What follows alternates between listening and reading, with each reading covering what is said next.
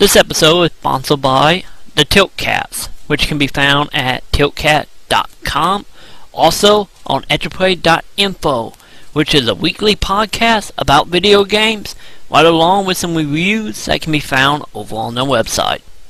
The Carousel Podcast, which can be found at thecarouselpodcast.com. Also a weekly podcast, which can also be found on Enterplay.info. But not only does it cover video games, also music, movies, and comics. So check them out.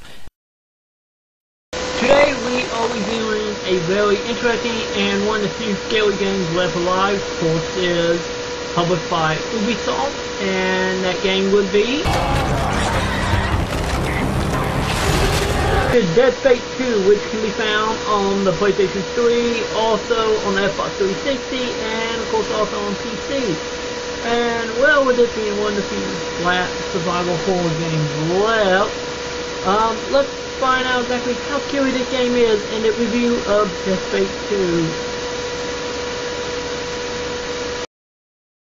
Today we are looking at Dead Space 2 for the Xbox 360, PlayStation 3, and also available on the PC. Dead Space was a very interesting game and pretty much carried the torch of survival horror on its back, and here we are 2 years later with Dead Space 2 continuing carrying that torch onward.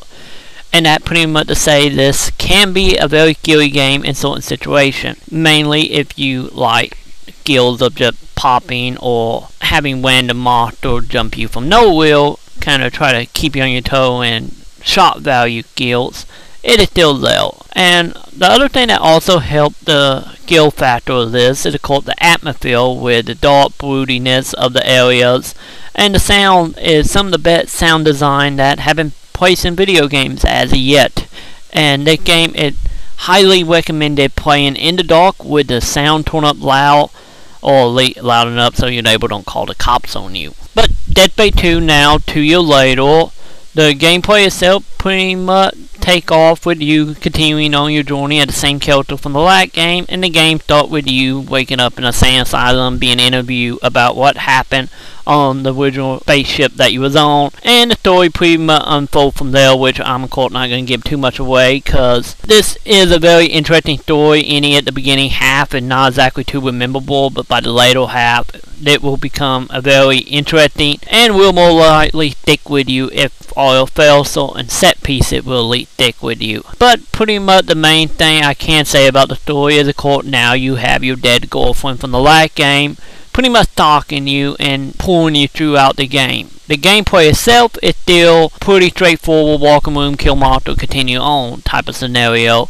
with a few puzzles thrown in here and there, but nothing really too taxing here. But as far as the actual combat is concerned here, not much has exactly changed. It just don't seem as focused on the delimbing part, but you still can do it. But most of the weapons now with the secondary file seem to be a little bit more to just combat heavy, which can or cannot be a good thing depending on your point of view. But don't get me wrong, you still can go from beginning to end with just the plasma cuddle, so don't worry. As for the enemy types are concerned, they have added a few new ones, mainly ones that spit acid, or one that pretty much like dogs that run at you extremely fast and wham you to the ground. And of course, with the gameplay being roughly around 6 to 12 hours, we have some interesting boss fights that thrown in and some interesting set pieces.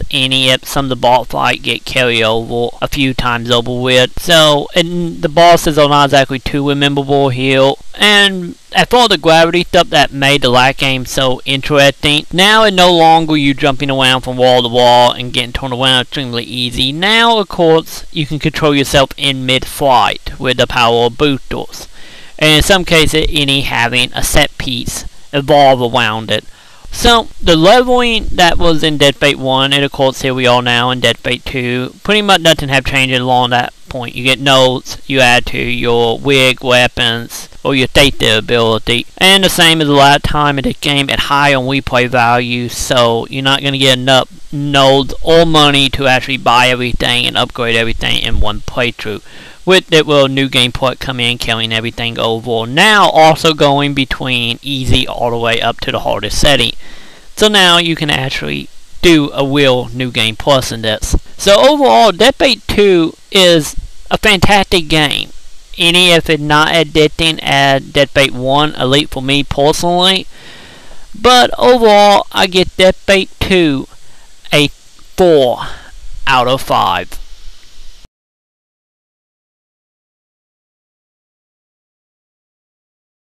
Tokyo and Tulsa, Oklahoma's largest anime, Japanese, and pop culture event, July 15th through 17th. 3 days of unique shopping, cosplay, Oklahoma's largest console gaming room, tabletop gaming, and thousands of dollars in giveaways. Over 100 hours of panels and events. Guests include actors from Dragon Ball Z, Soul Eater, Final Fantasy 13, and more. And don't miss Freeze Pop in concert Friday night. Go to TokyoandTulsa.com for info on all this non-stop family-friendly fun.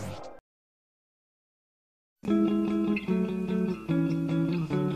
that the cake is just a lie. My friends are Paula, Jeff, and Prue. We're here to save